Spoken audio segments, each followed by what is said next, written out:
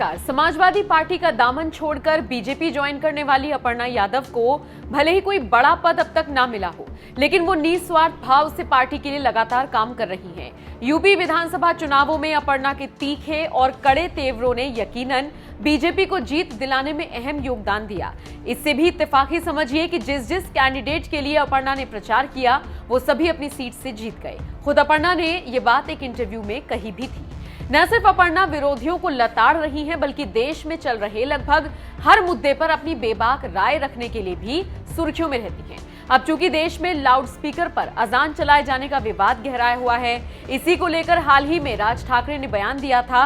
राज ठाकरे ने कहा था कि अगर इसे रोका नहीं गया तो हम लाउड स्पीकरों पर हनुमान चालीसा पढ़ना शुरू कर देंगे। इसी को लेकर अपर्णा यादव से सवाल हुआ। उनसे पूछा गया कि राज ठाकरे के इस बयान पर आपका क्या कहना है, तो अपर्णा ने कहा कि हमें राज ठाकरे के बारे में कुछ नहीं कहना, लेकिन हमारे मुख्यमंत्री योगी आदित्यनाथ बहुत अच्छा काम कर रही हैं, सुशासन की व्यवस्था कर रही हैं और भारत राम राज्य की तरफ बढ़ रहा है।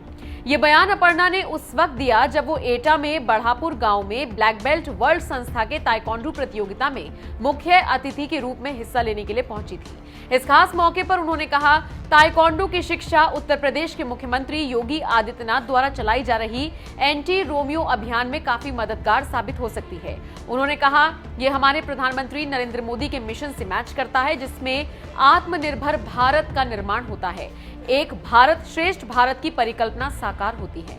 अपर्णा ने कहा, गांव के बच्चों को सेल्फ डिफेंस के रूप में ताइक्वांडो सिखाना बहुत मेहनत का काम है। स्कूल में व्यायाम के साथ साथ सेल्फ डिफेंस की भी ट्रेनिंग होनी चाहिए, जिसमें ताइक्वांडो एक अहम भूमिका निभा सकता है। इसको भारत सरकार किस तरह से समायोजित करती है, ये एक महत्वपूर्ण सुझाव है।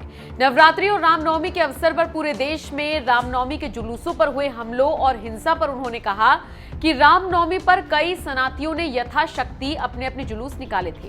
रामनवमी को अगर शांतिपूर्वक भक्ति भावना से राम नाम का जप कीर्तन करते हुए उसमें जो अटैक हुआ, तो उसमें सरकार कड़ा एक्शन ले रही है। ये बहुत ही अशोभनीय है, जिसने भी ये हमला प्लानिंग के साथ किया।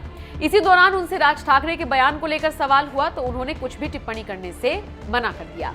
बहरहाल आपका अपर्णा से जुड़ी इस खबर पर क्या कहना है, कमेंट करके अपनी राय हमें जरूर